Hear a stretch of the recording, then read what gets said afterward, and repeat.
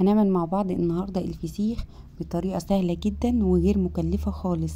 انا جبت البوري ده النهاردة، هبدأ ان انا اعمله معاكم خطوة بخطوة.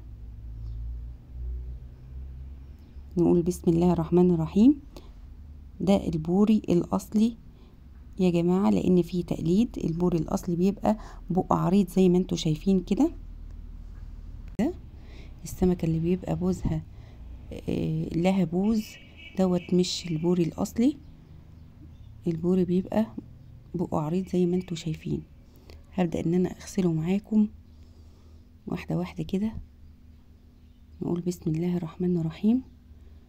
هنفتح الخياشيم بتاعة السمك وننزل فيها المية بالشكل ده، شايفين؟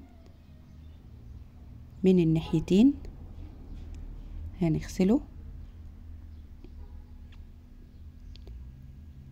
وهنفتح البق كمان وندخل فيها المية علشان لو فيها اي حاجة يبقى احنا كده ضامنين ان الحاجة بتاعتنا نظيفة من كل حتة. زي ما انتوا شايفين كده السمكة تبقى نظيفة تمام، علشان هو ده بقى الفرق بين الحاجة اللي معمولة في البيت والحاجة اللي بنشتريها من بره. ما بنبقاش ضامنين اذا كانت مغسولة زي ما احنا بنغسل كده ولا لا. هغسل بقى الكمية كلها بنفس الطريقة. هنفتح الخياشيم كده من الناحيتين، نغسلها كويس جدا من بره ومن جوه ومن البق، بق السمكة زي ما انتوا شايفين بقى. تمام كده، ضمننا ان الحاجة بتاعتنا نظيفة. عملت الكمية كلها زي ما انتوا شايفين وسبتها في المصفى من الصبح لحد بالليل، يكون السمك بتاعي نشف ونزل المية بتاعته كلها كده. انا بالليل بقى، احنا جينا بالليل اهو، بعد كام ساعة هجيب بقى مناديل وابدأ ان انا انشفه علشان اتأكد ان هو مفيهوش مية خالص من بره ومن جوه. هندخل المناديل برضو جوه الخياشيم، دي اهم منطقة في السمكة علشان الفسيخ بتاعنا يكون ناجح. لازم نعمل الخطوات دي صح. هنشفه كده من كل حتة زي ما انتوا شايفين، من بره ومن جوه ومن الخياشيم. مش هنخلي فيه مية خالص. همسك الراس كده واصفيها زي ما انتوا شايفين كده عشان لو في اي مية تطلع معايا. تمام. هبدأ بقى دلوقتي ان انا هعمل مساج للسمكة. همسكها كده زي ما انتوا شايفين، بنعمل لها مساج من عند الديل زي ما انتوا شايفين كده.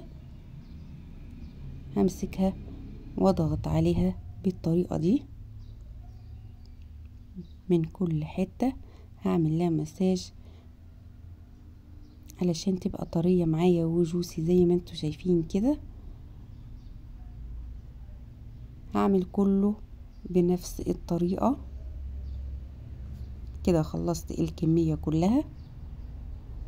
هبدأ بقى ان انا هجيب الملح بتاعي، ملح خشن معلهوش اي اضافات ولا اي افتكاسات يا جماعة، ولا كركم ولا شطة ولا اي حاجة.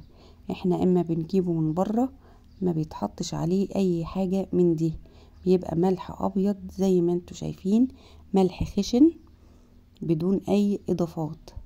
هجيب الكيس بتاعي او العلبة، اي حاجة متاحة عندك تكون مقفولة كويس، وهرش في الارضية شوية ملح زي ما انتوا شايفين كده. وهجيب بقى السمك بتاعي وهبدأ ان انا احشي الخياشيم كلها بالطريقة دي واضغط عليها. لازم تتملى كده، الملح يكون داخل جواها كده بالطريقة دي. واضغط عليها كده ما يبقاش فيه اي فراغات. هندخل الملح في الخياشيم كلها وبعدين هنرصه في الكيسة بتاعتي اهو. نعمل اللي بعدها بنفس الطريقة، هنملاها ملح، ملح خشن مش ملح ناعم، زي ما انتوا شايفين كده بالظبط. وهبدأ ان انا ارصه بس عكس السمكة التانية، عكسها مش في نفس الاتجاه زي ما انتوا شايفين. هنا الراس عند الديل تمام. هبدأ ارص كله عكس بعضه. ندخل الملح ونضغط عليه بالطريقة دي ما يبقاش فيه اي فراغات. ندخل الملح كويس تمام، والسمك بتاعي يكون ناشف، ونرصها عكس التانية. هعمله بقى كله بنفس الطريقة برضو لحد ما احط كله، تبقى الارضية بتاعتي كده كلها عكس بعضها.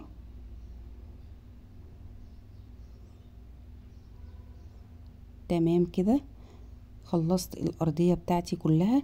هبدأ ان انا ارش ملح على الوش كله قبل ما ارص الدور التاني. هبدأ ارش عليه كده علشان يكون كل السمك كده متغطي بالملح زي ما انتوا شايفين من كل حتة عند الراس وعند الديل بالطريقة دي. هبدأ ان انا اجيب الباقي برضو وهرصه عكس بعضه بنفس الطريقة لحد ما نخلص الكمية كلها بنفس الطريقة. كله هيتملى ملح من عند الخياشيم وهنرصه عكس بعضه زي ما انتوا شايفين كده لحد ما نخلص الكمية كلها. كده انا خلصت الكمية بتاعتي كلها ورصيتها عكس بعضها. وهنرش برضو على الوش ملح زي ما انتوا شايفين كده، يترش عليه ملح من كل ناحية. وهبدأ ان انا بقى اقفل الكيس بتاعي كويس جدا، اطلع منه اي هوا وهقفله كويس. طبعا هحطه في كذا كيس في بعضه، ده يتربط كويس كده ونطلع اي هوا فيه.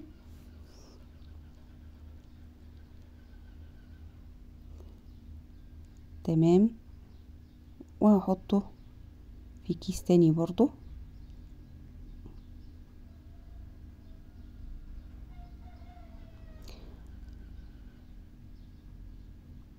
هدخله في بعضه. ولو عندك ورق استرتش هنلفه بيه مفيش اي مشكلة. هنربط الكيس كويس جدا ما يطولهوش اي هوا. اهم حاجة في نجاح الفسيخ يا جماعة نحطه في حتة ما يكونش فيها تيار هوا. تختاري اكتر حتة حر عندك في الشقة وتحطي الفسيخ فيه. انا هدخله في كيس تاني برضو وهحطه جوه علبة وهيتغطى عليه. لازم تبقى الحتة اللي محطوط فيها تكون حر، دوت سر نجاحه. لازم ما يطولهوش هوا وتكون الحتة حر اللي هو يتحط فيه علشان يستوي كويس، ما يطولهوش اي هوا. طبعا بعد كل 3 ايام بقلبه الناحية التانية ده بعد 10 ايام بدأت افتح عليه زي ما انتوا شايفين سيل مية، وبقى زي ما انتوا شايفين كده المية طلعت وانا بقلبه. هتشوفوا بقى الاكياس اللي انا حطاه فيها.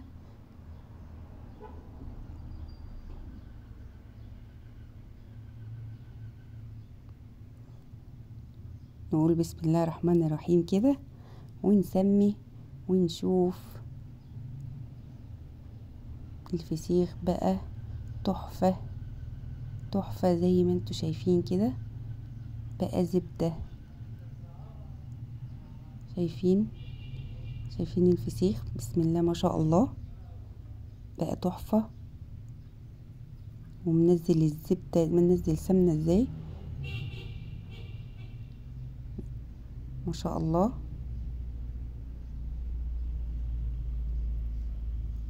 بقى كله بنفس الشكل اللي انتوا شايفينه، عظمة، كله دايب بعد 10 ايام. ما بتقلبوهوش على طول يا جماعة، يعني ما بتقفلي عليه الكيس، بتسيبيه 3 ايام بالظبط وتبدأي ان انتي تقلبي الكيس بتاعك علشان اللي تحت يبقى فوق واللي فوق يبقى تحت، وكله يبقى طايله الملح من كل ناحية. هبدأ ان انا افتح واحدة معاكم. بسم الله الرحمن الرحيم.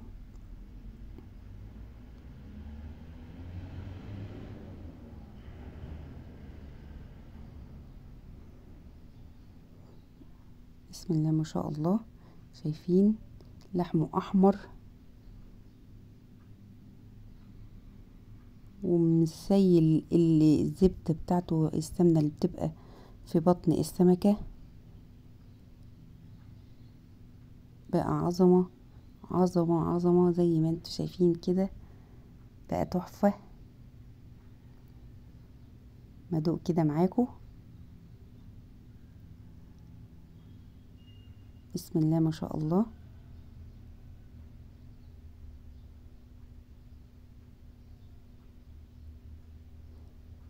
بسم الله ما شاء الله، جميل جدا يا جماعة، والحمد لله التجربة نجحت.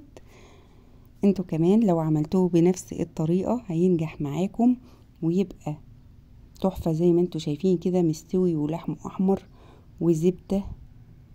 بسم الله ما شاء الله.